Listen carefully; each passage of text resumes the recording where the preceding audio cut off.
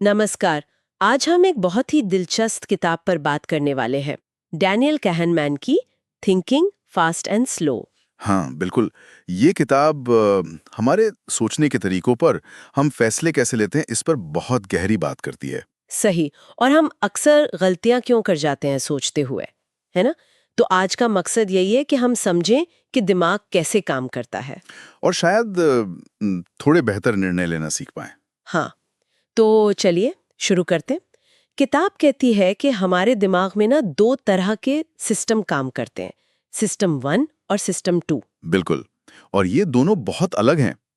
System one जो है, वो एकदम तेज है, ऑटोमेटिक। ऑटोमेटिक जैसे? जैसे किसी का चेहरा पहचानना या कोई तेज आवाज सुन के चौंक जाना। इसमें ज्यादा मेहनत नहीं लगती, फटाफट हो जाता है। अच्छा, मतलब रोजमर्रा के छोटे मोटे काम तो इसी से निपट जाते होंगे, वो जो अपने आप हो जाते हैं। हाँ, ज्यादातर ये हमारी दिमागी ऊर्जा बचाता है एक तरह से।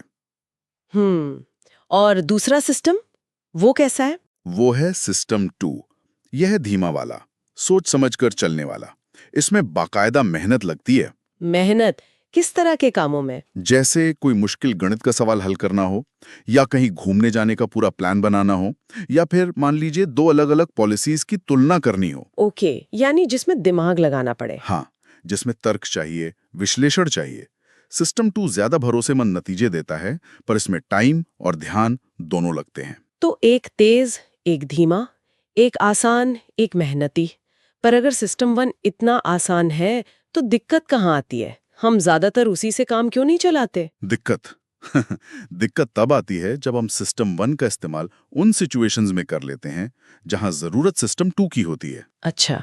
हाँ, क्योंकि सिस्टम वन तेजी के चक्कर में ना शॉर्टकट लेता है, और वहीं पर गलतियां होती हैं, जिन्हें कैनमैन ज्ञानात्मक भ्रम या कॉग्निटिव बायस कहते हैं। कॉग्निटिव बायस, हाँ ये टर्म सुना है। ये वही है ना जो हमारी सोच में छुपी हुई गलतियां होती हैं? बिल्कुल। हम अनजाने में वो गलतियां दोहराते रहते हैं। जैसे एक है एंकरिंग बायस। हाँ, एंकरिंग, मतलब पहली जो जानकारी मिली उसी पर अटक गए। मुझे याद है मैंने एक बार एक सेकंड हैंड स्कूटर खरीदना था। हाँ, तो जो पहली कीमत उसने बताई वो मेरे दिमाग में ऐसी बैठ गई कि मैं ठीक से मोलभावी नहीं कर पाई। लगा कि बस यही सही दाम है। एकदम सही पकड़ा। वो पहली कीमत एक एंकर बन गई। इसी तरह एक उपलब्धता बायस होता है, अवेलेबिलिटी ह्यूरिस्टिक। वो क्या है? इसमें जो चीज या खबर हमें आसानी से याद आ जाती है ना, हम उसे ज्यादा जरूरी या ज्यादा कॉमन समझ लेते हैं। जैसे? जैसे मान लीजिए आपने हाल ही में प्लेन क्रैश की खबर देखी, तो आपको लगेगा कि हवाई यात्रा बहुत खतरनाक है, जबकि आंकड़े शायद दिखाएं कि कार से सफर ज्यादा रिस्की है। पर वो क्रैश की इमेज इतनी ताजी है कि सिस्टम वन उसी पर कूद पड़ता है। ओ, अच्छा, मतलब जो आसानी से दिमाग में आ गया वही सच लगने लगता है। हाँ, कुछ हद तक। और एक और बड़ा दिलचस्प बायस है हानि से बचना या लॉस अवर्जन। हाँ, ये तो मुझे बहुत ही अजीब लगा था पढ़ते हुए कि 1000 रुपए पाने की खुशी उतनी नहीं होती जितना 1000 रुपए खोने का दुख होता है। बिल्कुल। और ये सिर्फ एहसास नहीं है, ये हमारे फैसलों को बहुत ज्यादा प्रभावित करता है। कैसे? लोग अक्सर ऐसे मौके छोड़ देते हैं जिनमें फायदा हो सकता है, सिर्फ इसलिए क्योंकि उसमें थोड़ा सा भी नुकसान का डर होता है। संभावित नुकसान का वजन संभावित फायदे से कहीं ज्यादा होता है हमारे दिमाग में। अरे वाह! हाँ, और ये बात जो पारंपरिक अर्थशास्त्र कहता है ना, कि इंसान हमेशा तर्कसंगत फैसले लेता है, ये उसको सीधी चुनौती है। कहनेमैन का प्रत्याशा सिद्धांत या प्रोस्पेक्ट थ्योरी इसी पे तो आधारित है। कि हम नुकसान से बचने के लिए ज्यादा प्रेरित होते हैं, फायदे से भी ज्यादा। सही। और ये हमेशा लॉजिकल नहीं होता। कमाल है। मतलब हमारे फैसले सिर्फ फायदे नुकसान के गणित पर नहीं टिके हैं, डर ज्यादा बड़ा फैक्टर है। काफी हद तक। इससे जुड़ा हुआ एक और कॉन्सेप्ट है शायद, फ्रेमिंग इफेक्ट। जानकारी को कैसे पेश किया जाता है। हाँ, फ्रेमिंग इफेक्ट, कि एक ही बात को कहने का ढंग बदल दो तो हमारा फैसला बदल सकता है। जैसे वो उदाहरण था कि ऑपरेशन के बारे में बताओ तो 90% लोग बच जाते हैं, कहना ज्यादा अच्छा लगता है बजाय 10% लोगों की मौत हो जाती है कहने के। बिल्कुल, जबकि मतलब तो एक ही है, पर पहला वाला फ्रेमिंग सुनने में पॉजिटिव लगता है तो सिस्टम वन उसे तुरंत पसंद कर लेता है। ये तो, इसका मतलब है कि मार्केटिंग वाले पॉलिटिशियंस सब इसका इस्तेमाल करते होंगे हमारी सोच बदलने के लिए। जाहिर है, शब्दों का चुनाव, जानकारी की प्रस्तुति, ये सब बहुत मायने रखता है। तो फिर सवाल उठता है कि क्या हम अपनी गट फीलिंग, अपनी इंट्यूशन पर भरोसा कर सकते हैं? वो तो शायद सिस्टम 1 से ही आती है। देखिए, कहनामैन इस मामले में काफी सावधान रहने को कहते हैं। वो मानते हैं कि इंट्यूशन अक्सर इन्हीं बायस का शिकार हो सकती है। अच्छा। हाँ, क्योंकि वो सिस्टम 1 की ही देन है जो शॉर्टकट लेता है। ऐसा नहीं कि इंट्यूशन हमेशा गलत होती है, खासकर अगर किसी चीज का हमें बहुत ज्यादा अनुभव है। लेकिन जहां फैसला महत्वपूर्ण हो या नया हो, वहां सिर्फ गट फीलिंग पर चलना खतरनाक हो सकता है।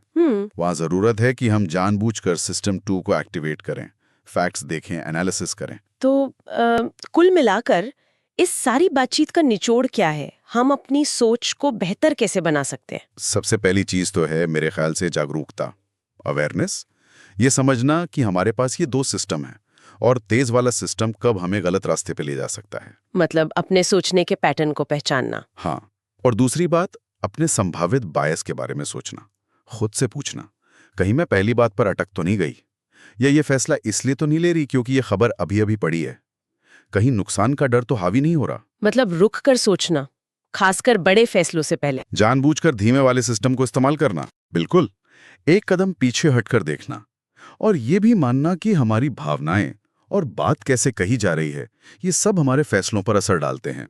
सही। और शायद सबसे जरूरी बात यह है कि हम अपनी ही सोच पर सवाल उठाना सीखें, खुद को चैलेंज करें। क्या ये जो मैं सोच रहा हूं या कर रही हूं, ये वाकई तथ्यों पर आधारित है या मेरे दिमाग के किसी शॉर्टकट का नतीजा है? ये किताब तो सच में आंखें खोलने वाली है।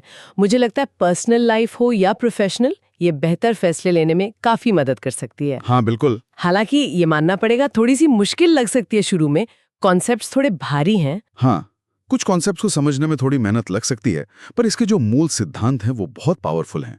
और अंत में ये हमें एक बहुत ही बुनियादी सवाल पर लाकर खड़ा करती है। क्या सवाल? यही कि हम अपनी रोज की जिंदगी में अपने कितने फैसले वाकई सोच समझकर सिस्टम 2 से लेते हैं और कितने बस सिस्टम 1 के ऑटो पायलट पर चल रहे होते हैं। क्या हम अपनी सोच के ड्राइवर हैं या बस पीछे बैठे यात्री? इस पर सोचना मुझे लगता है हम सबके लिए काफी फायदेमंद हो सकता है।